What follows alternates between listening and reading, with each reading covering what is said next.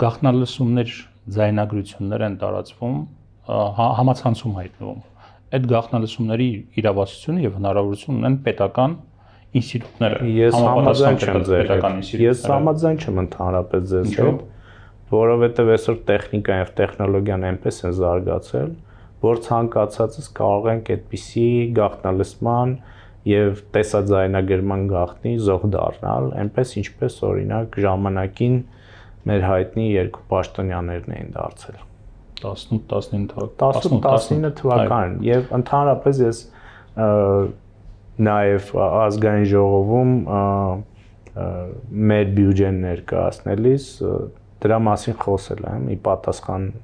պատգամավոր Արծիկ Մինասյանի հարցի եւ ին վերաբերմունքն եմ արտահայտել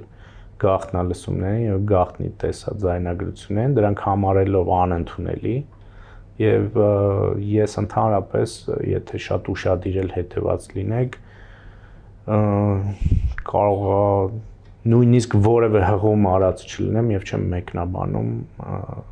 գաղտնալսումներն ու տեսաձայնագրությունները նման, որովհետեւ դա մի այնպիսի ուրեմն իրավիճակ է ստեղծում, որի տակից կարող է հանրությունը դուրս չգալ։